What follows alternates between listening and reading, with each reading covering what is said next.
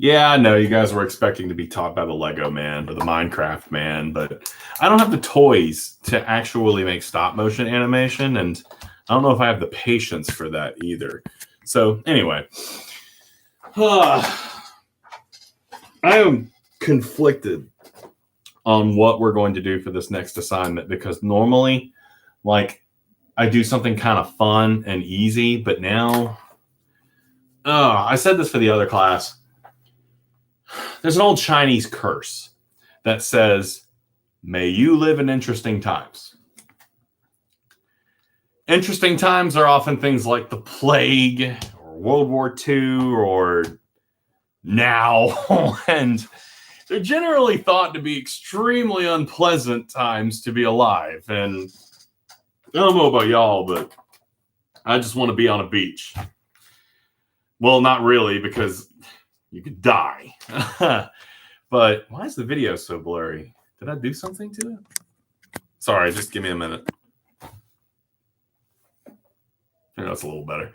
Anyway, so we turned in our political question, which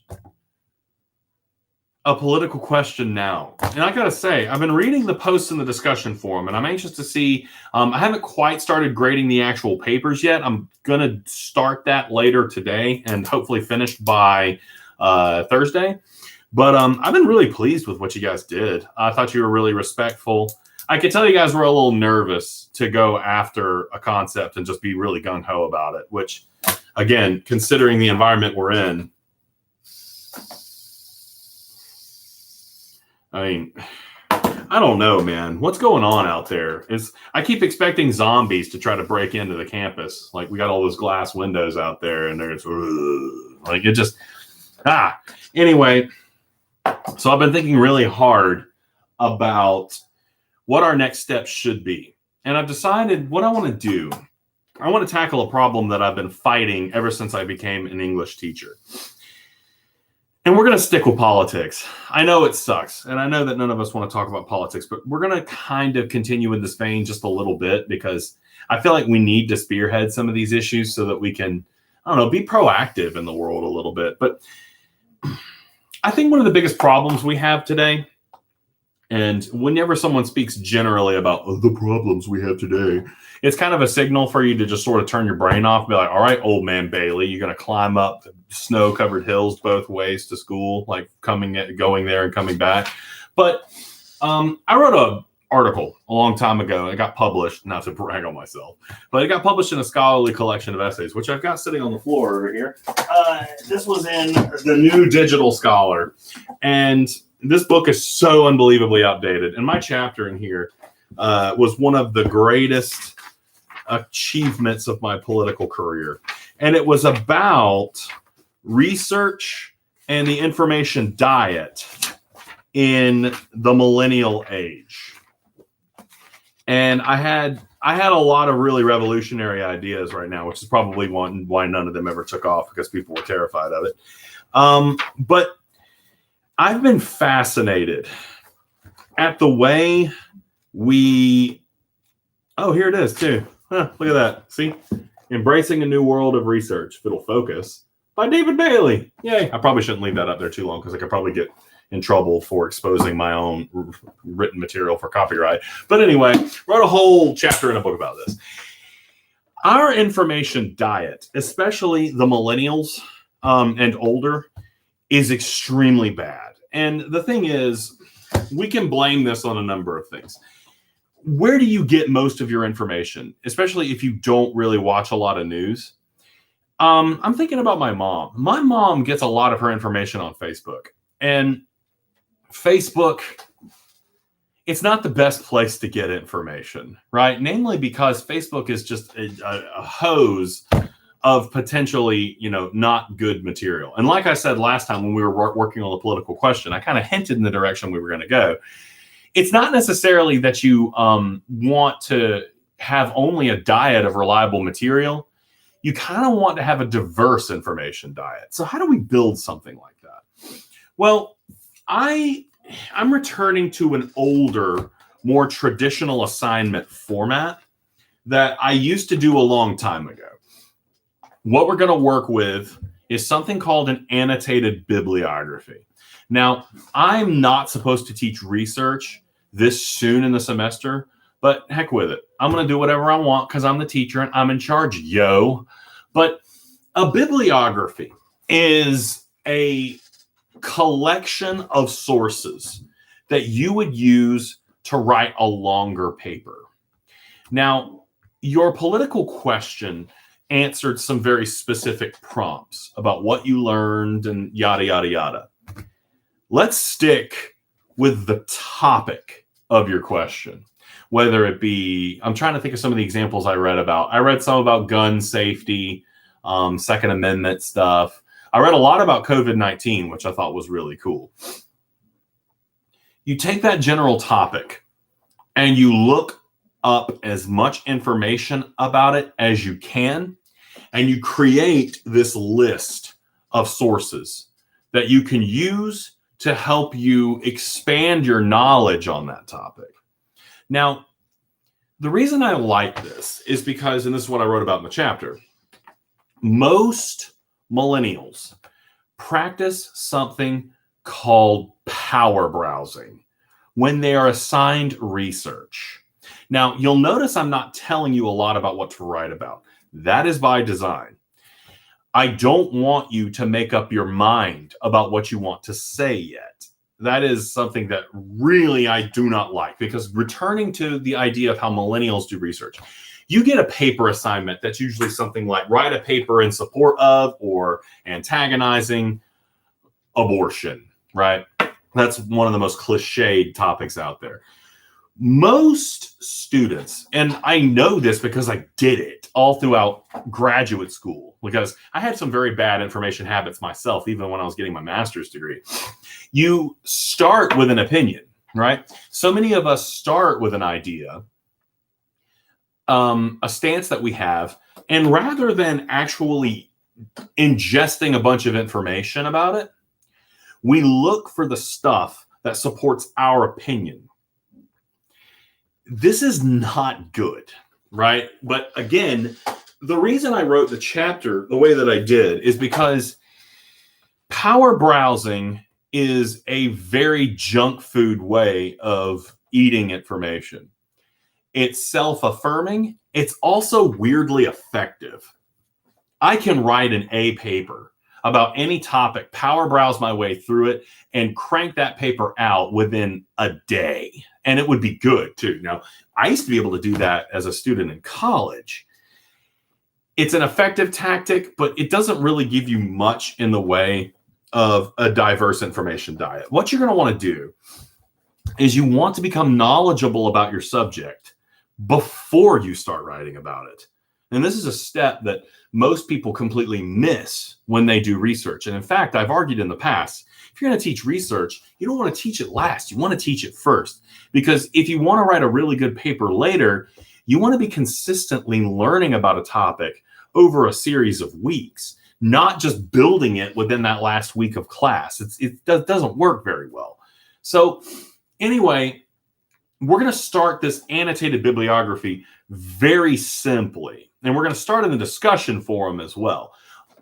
Probably should just give you a little bit more of a description of what an annotated bibliography is. I'm not even going to give you a formal written assignment, written guideline for it yet, because I don't want you worrying about the form it will take. I want you to worry about the ideas you're going to gather. An annotated bibliography takes citations from different sources, whether they be books, newspaper magazines, news websites, blogs.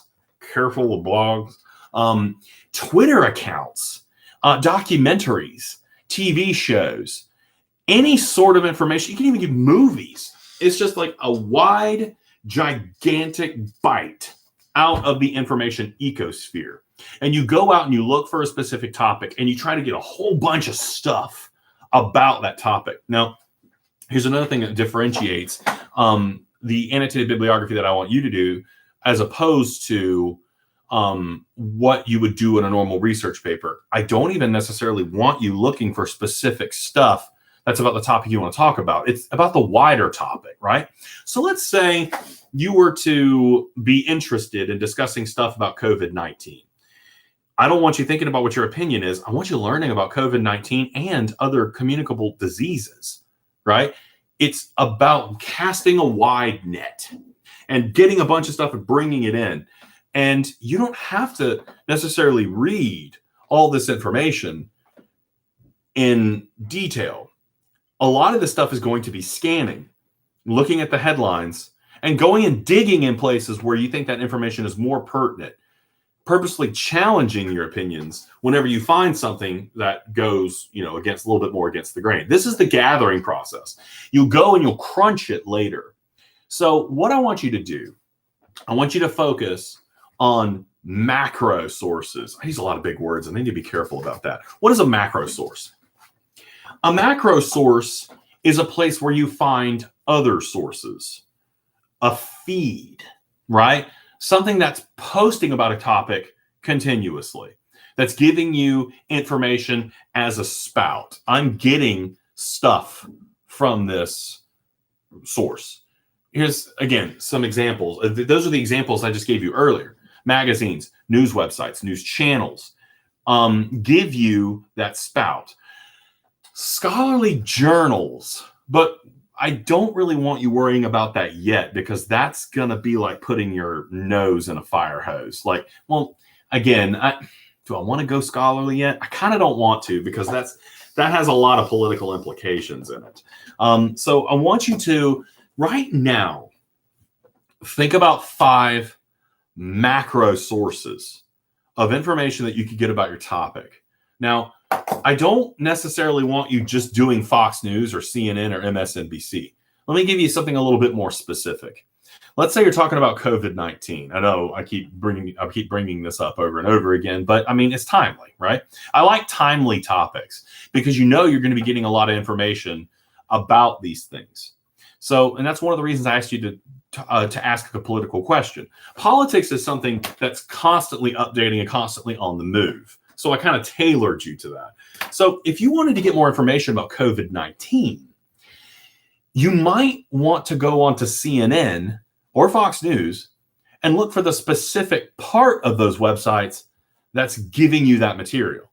CNN has a health blog. Fox News has a health blog. And I bet that's primarily what they're talking about. In fact, there's a lot of places. Facebook has a COVID-19 update section. A lot of places do. I think Twitter does as well. They've specialized feeds for this purpose to give information about it. Now, believe it or not, you can find that for any topic. You can find places that are giving out that information, publishing that information on a semi-regular basis. This can work for video games. This can work for sports. Well, we don't have a lot of sports right now, but these macro sources are probably going to be very similar across all. But for right now, I want you to find 5 places you'll watch. And I want you to go into the discussion forum. And I want you to post briefly about each source. Tell me what you think about them. Tell me what kind of information you're seeing from them. Can you get an idea of what their overall opinion might be, if there is one?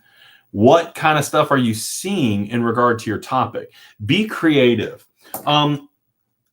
You can probably get, and I actually, going back to the power browsing idea, Google is the power browsing monster.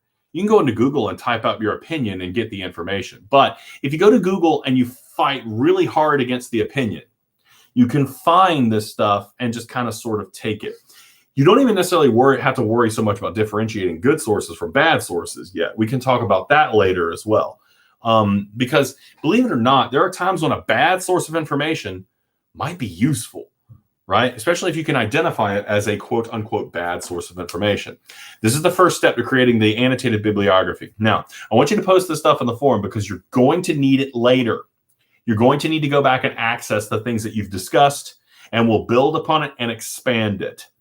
So for today, maybe even just for this week, find those macro sources and discuss them. CNN, Fox News, MSNBC, BBC, local news stations might be very, very lucrative. Any magazine that goes anywhere near your topic is going to have a website that's putting information out about it. Newsweek, Time, personal blogs from people who discuss these things, right? All this stuff is good to go. Have fun right now, because for the first part of this, I'm just looking to see that you're going out and you're looking for stuff. We'll start to polish this later. I need a soda and a burger. Like, I need some burger healing. It is just rough out there. How are y'all? Right? How are you guys holding up? I just want to play Switch until my eyeballs bleed. I downloaded Terraria again, which is just a great game. And now I'm kind of stuck between Minecraft and Terraria. I just want to disappear into those games forever and ever and ever. Anyway,